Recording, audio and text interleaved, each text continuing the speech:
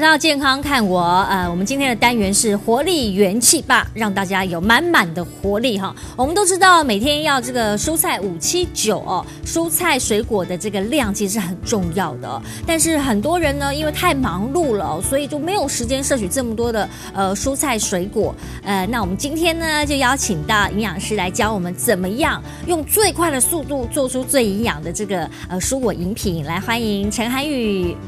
主持人好，大家好。是啊，这个涵宇营养师呢，今天要教我们呢很多关于快又准的这个健康饮品啊。那事实上呢，很多上班族大家都跟我一样啦，没有时间在家里这个准备一些水果啦，所以就会去市售的这个便利超商买一些水果，或是量贩店啊。那请问一下，那些已经切片好的水果，营养师你推荐吗？比较不建议啦，因为实际上现在夏天快到了嘛，那天气这个台湾天气。就算是冬天好了，有的10几度，那其实到10几度到20几度到30几度都是细菌很容易滋生的这个温度。那细菌容易滋生之下，如果在切水果的时候没有特别注意的话，其实生菌数含量都会非常高。那如果这样常常吃的话，然后又没有特别注意的话，就很容易有拉肚子啊、食物中毒的状况出现，就怕有生菌数太高的问题。那另外一个问题是，有一些水果切了之后，它其实就没有营养价值了，对不对？对，没有错。其实像一些高维生素 C 的水果啊，像我们今天有准备的这个香吉士，它维生素 C 含量非常高。还有大家常常在吃的芭乐、番茄、奇异果、草莓，这些其实都会非常建议大家一买回来的时候，第一件事情就是要把它放冰箱，不要让它放在室温下，因为放在室温下维生素 C 就在流失了。对，然后另外第二个就是在要吃的时候再切，不要先切着放着，对，切着放着，然后想说要晚上再吃，隔天带着，其实都一定要现切现吃，维生素 C 才不会跑光光，对不对？好，那我们就说现在人呢，这个健康579蔬果579，它都没有办法做到。那蔬菜水果摄取不足的话，对我们身体有什么影响呢？蔬菜水果摄取不足最严重跟最常见的就是便秘，因为现代人便秘非常多，因为膳食纤维摄取不足就会造成便秘的问题。然后第二个就是你很多吃进去的这个致癌物质没办法排出，比如说像现在瘦肉精啊，然后或者是一些重金属啊，大家都很担心这个会不会有食品安全的问题。那如果你膳食纤维吃的不够，这些都没有办法排出。还有一个很重要，现在人体脂都过高，即便有些人是瘦的，他体脂还可能是高的哦，对，可能超过30，甚至40都有可能。所以膳食纤维如果摄取足够的话，是可以帮助我们把这些脂肪排出去，然后甚至抑制吸收的。所以其实在大餐过后不是要吃泻药，因为那根本没有效，实际上是要喝一杯这种高膳食纤维的蔬果汁，可以帮忙把这个脂肪排出去，同时抑制胆固醇的吸收。其实我相信大家都知道蔬菜水果的这个重要性啊。那现在癌症啊，第一名的癌症就是好发率就是大肠癌，它其实跟我们的饮食习惯有很大的关系，所以我们一直鼓励大家蔬果579，但是蔬菜水果还是要洗干净哦。我们请这个营养师告诉我们怎么样清洗蔬菜水果。我知道有很多种说法，第一种是不是加那个蔬果洗洁剂？对，其实不建议，因为蔬果洗洁剂有时候洗不干净还是会残留。那第二个就是有些人会加盐水冲洗或者是泡着这样子，实际上这个也不建议，因为盐水的渗透压会改变这个蔬菜蔬菜渗透压会改变。那蔬果泡在这个盐水里面久，第一个盐分会跑进去蔬果里面，反而吃进过多的钠。然后第二个就是农药也排不出去，也是因为渗透压的关系，它会把它 keep 住，对不对？农药反而在里面，反而洗不掉。所以有些人会用苏打水，就是小苏打跟醋，这个是这种众多方法里面比较 OK 的。对，那其他的最建议就是清水、流水这样冲洗就 OK 了。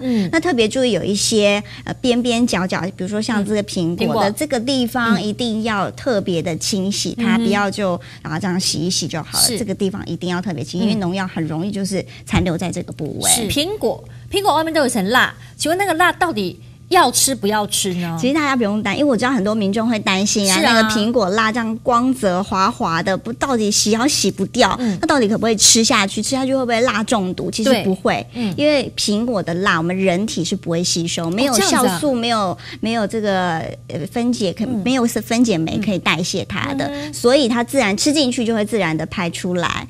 所以皮也是可以吃下去的，皮可以吃，而且皮的表面啊，像这个越接近表皮的地方，它含有的这个胡皮素含量是越高的，也就是它的抗氧化的这个活性是越高的，所以这个当然一定最好要留着，因为我们要吃蔬果，就是要吃它的全营养，要吃它的完整，这样才营养才摄取得到。所以一般人都会把苹果皮给削掉，这个是错误的。所以辣我们吃进去身体都没是 OK 的，可是它会自己排出来吗？会自己排出来。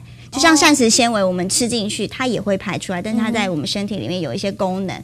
但是像这个苹果的辣，对我们身体没有功能，但也没有坏处。好，那今天这个营养师要教我们2道饮品。那我们第一道饮品，它的主角有青江菜耶。对，今天主角有青江菜，可能有民众会想说，我今天怎么会准备青江菜？对呀，因为一般我们说蔬果汁很少用到青江菜。其实青江菜非常非常适合打汁，它比高丽菜，然后比这个什么菠菜，比小黄瓜、苦瓜、芹菜都好喝。它很百搭吗？它百搭，它好。那青江菜的营养有什么？青江菜里面就是有这个类黄酮，因为它其实是十字花科的蔬菜，因为就像是那个花椰菜那种十字花科的，它们是同一家族的，只是很多人觉得它长得比较没有像高丽菜那样圆滚滚的，但它其实是十字花科，所以对于抗癌啊，然后抗氧化，甚至美白都有很好的效果。所以它可以抗氧化，可以美白。那在现在天气越来越热的时候，其实用青江菜打果汁也不错。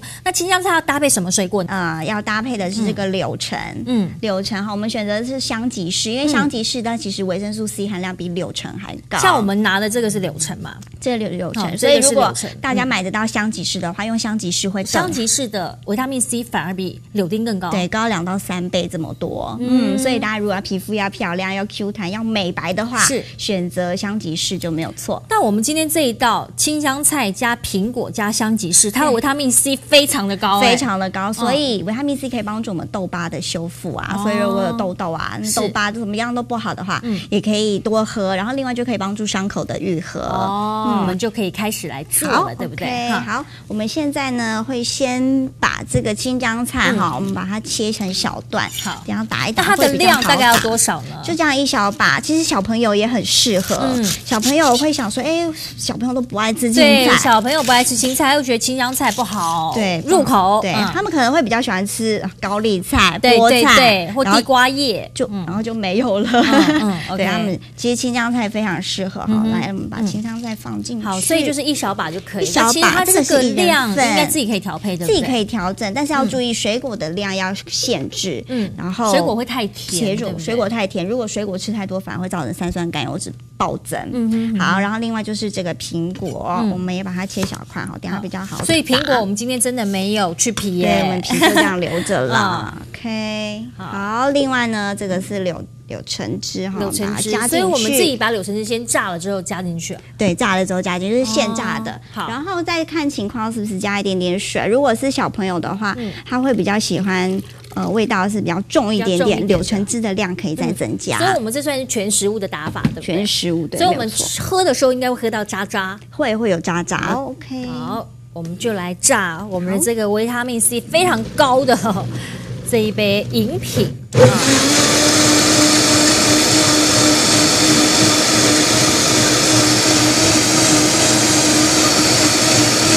好，我们的 Q 弹美肌汁很快就打好了。青江菜加上苹果加上香吉士，这个组合维他命 C 实在多到爆。那我们这个量可以喝多少呢？这个每天1杯，其实这也很适合减肥的时候来喝。是减肥来看这样，虽然它看起来绿绿，但它喝起来完全不是外面像精力汤的味道。我还没有喝过用青江菜榨的汁的味道，来喝喝看。青江菜真的非常非常适合榨汁。比其他的任何的都适合。青江菜很不抢味，它没有味，不抢其他的味道，几乎没有味道。对，很多的青菜会抢了味道，所以你会觉得那个喝起来还是在吃蔬菜。对，这个完全没有，因为像芹菜味道非常重，然后像苦瓜小朋友一定不喜欢。然后另外比如说像高丽菜，其实我都试过，高丽菜打起来会有点苦苦的。所以你觉得青江菜是最百搭的，最适合、最百搭的。好，所以我们这个Q 弹美肌汁呢，丰富的维他命 C 可以帮助我们修复皮肤，帮助我们肌肤的 Q 嫩还有美白，很棒。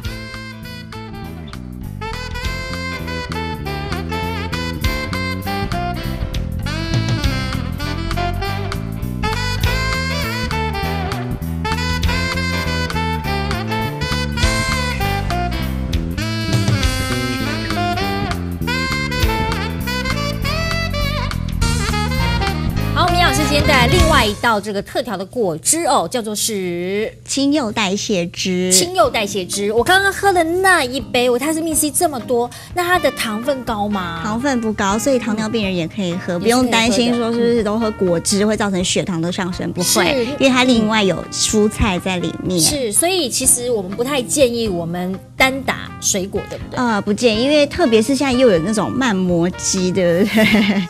慢磨机现在就是它就都把渣滤掉，然后只剩果汁，那这样就会造成糖分过高。对，那如果一次量喝太多又长期这样喝的话，三酸甘油酯很容易爆表。好，所以我们还建议跟这个蔬菜一起搭配哦。那我们今天这个代谢的这个青柚汁，准备的材料有哪些呢？今天准备的有葡萄柚，葡萄柚，我们已经把它榨成汁了。那因为这种都是汁当底，然后另外搭配蔬菜，如果都是用果肉下去打的话也 OK，可是缺点就是会浓稠感会比较重，比较稠一点点。那这种打出来会比较水，然后感觉比较顺口。对。一般人会认为葡萄柚会不会让胃不好的人比较不能够吸收？其实胃不好的可以喝，但是要特别注意，就是胃食道逆流的，不建议柑橘类。因为包含这个柳橙、葡萄柚、橘子，然后甚至是圣女小番茄，然后到蔬菜类的大蒜、洋葱，这些都不建议，因为会加重症状。所以有胃食道逆流的朋友是不太适宜吃太多柑橘类的。对，不太适宜。小番茄也是啊，也是。所以很多人会不知道说，那这吃水果小番茄不是维他命 C 也蛮高的？维他命 C 很高，可是它里面有像番茄里面有那个籽啊，像如果胃溃疡或者甚至胃食道逆流，它其实对那个籽是没办法消化掉的，没办法吸收的。对，好，那我们就来做我们这一道超代谢的青柚汁。好，今天这道果汁的主角也是青江菜，我们也是把它切成。刚刚我喝了，真的发现青江菜很百搭它不会抢走其他的味道，可是它又有它自己本身的营养成分在里面。对，青江菜就是我刚刚有提到，就是十字花科的嘛，它是抗癌，所以有一些可能癌症的朋友，他会想说，那是不是可以打一些蔬果汁来喝 ？OK， 那可能会担心虫卵的问题。除了洗干净之外呢，它其实也可以把它稍微烫一下，不用煮熟，但就是稍微烫一下，烫个几秒钟就可以烫个几秒就拿起来，然后再来打汁。然后像这个葡萄柚啊，对这个做化疗的病人来说也是非常安全的，因为它是有皮的水果，不用担心是不是有虫卵啊这些细菌啊的这个滋生，所以它这样打。除了可以增强抵抗力之外，也可以增强它白血球的量。好，那加一点点蜂蜜，蜂蜜在选择上面呢，会建议大家要选择这种有养蜂协会标章的这贴纸的，因为现在市面上太多蜂蜜还是要选有认证的比较安全。对，要选择有认证的。那因为现在市面上蜂蜜价格非常的参差不齐，有从400块到1000块的都有。好，来。